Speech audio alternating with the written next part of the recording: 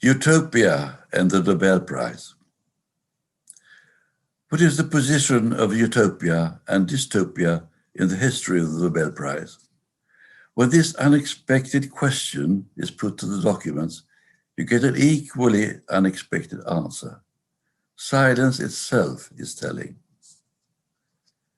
The first great representative of the genre, Jules Verne, didn't die until 1905, and there had been plenty of time to propose him.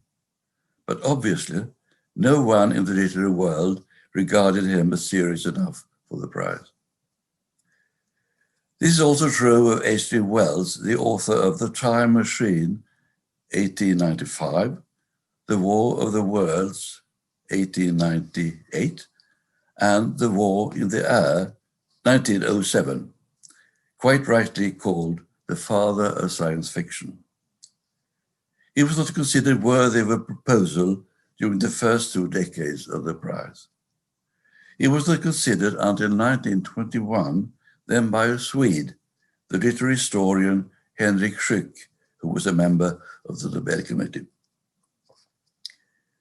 Schück's proposal was emphatically rejected in the committee report signed by the historian Harald Hjerne. Wells was found to possess lively imaginative power, but his later loose writing on various matters was disqualifying. Schück insisted that Wells was not only inventive, but also a great poetic force, even if a dilettante on humanistic subjects. To sum up, however, Schück was most hesitant about the candidate. Recurrent judgments up to Wells' death in 1946 got no further than this ambivalence. Remarkably, though he was praised for great imagination, no one touched upon his utopian or dystopian works. They simply had an eye for the new genre where Wells was a pioneer.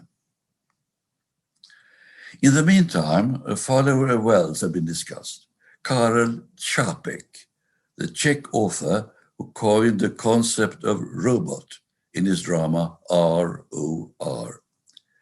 He was proposed every year from 1932 to 38, the year of his death. The author's, quote, inventiveness and unusually versatile intellect was praised, but his books found to be fireworks lighting up just for a moment. Not until War with the Newts, that is, the Salamanders, was the committee tempted to consider a prize.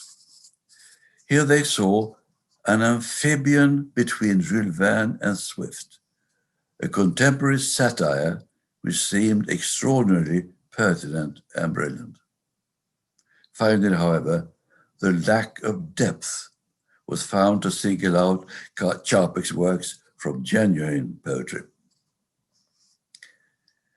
This means that still in 1946, the year of Wells' death, no work of a utopian character had managed to pass through the needle's eye. But that very year, Hermann Hesse was awarded the Nobel Prize, and thus a remarkable work in the genre comes into focus, The Glass Bead Game.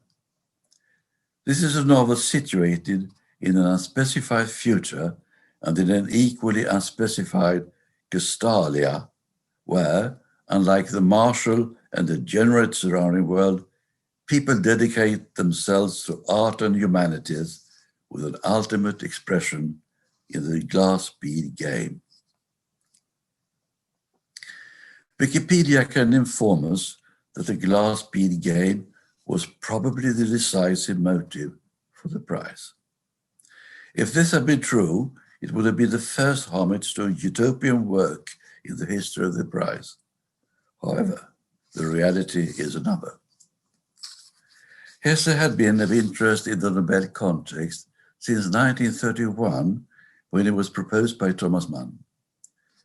The committee member, Anders Österling, had promoted the candidate, but without success in the rather populistic 1930s. Only a renewed academy going in for the pioneers of literature could do full justice to Hesse. But the books then pointed out were Steppenwolf and a few minor prose works, plus poetry, the noble musical form of which is unsurpassed in our time. About the glass bead game, which appeared in 1943, not a word. An earlier judgment had commented on an expert report which, in spite of the boldly high-flown aim, had found the utopian novel tiring. Nothing indicates that the, quote, huge volume was bestowed a closer study. Not even a humanistic utopia could arouse interest. The first utopian or dystopian work appealing to the Academy seems to have been Harry Martinson's Aniara.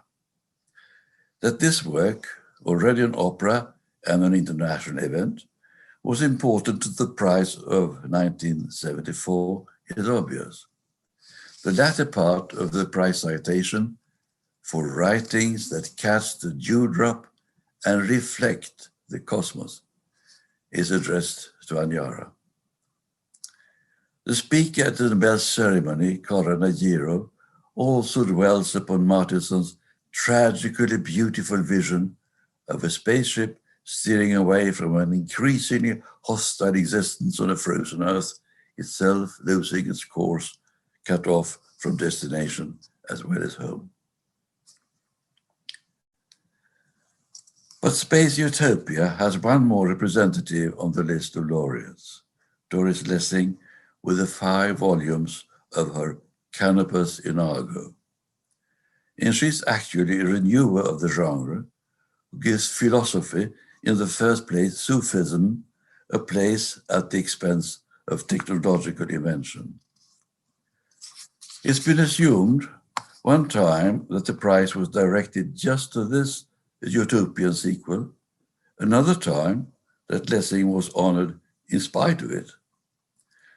Let's here establish that the words of the prize citation, that epicist of the female experience, are obviously addressed to all her writings.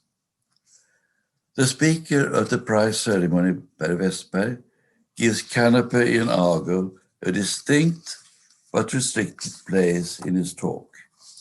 He notices that observers from another galaxy report on the final stage of our civilization. The scrutiny of a divided civilization mentioned by the prize citation thus includes an examination where observers outside the Earth describe our extinction in the cool perspective of eternity. But the scrutiny doesn't stop there. It's true of our whole work. The latest exponent of the utopian or rather dystopian genre is Kazuo Ishiguro's Never Let Me Go.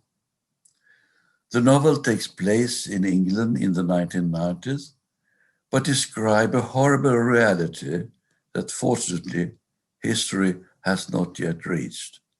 The apparently idyllic boarding school Hailsham, where the pupils are cultivated humans meant for donation of organs up to their death. In Sarah Daniels' speech to the laureate, the narrator Kathy H. is one of the 4 figures she points out in Ishiguro's fiction, a clone who is a keeper of the horrible institution. Never Let Me Go is undoubtedly one of the novels that, according to the prize citation, have uncovered with great emotional force the abyss beneath our illusory sense of connection with the world. It should be added that in his first novel after the prize, Clara and the Sun, Ishiguro has returned to dystopia. In a worn-down USA, the narrator is a humanoid bought to be the company of a dying teenager. It is Karl Charpek's robot returns, now humanized, in a work of a Nobel laureate. The examples of utopia or dystopia are, as we can see, there are rather few in the history of the Nobel Prize. The Academy was also for a long time unwilling to attend to this new genre. Not even Hesse's humanistic utopia could tempt it to widen its field of vision. Aniara was the first work to arouse the interest that you might have expected.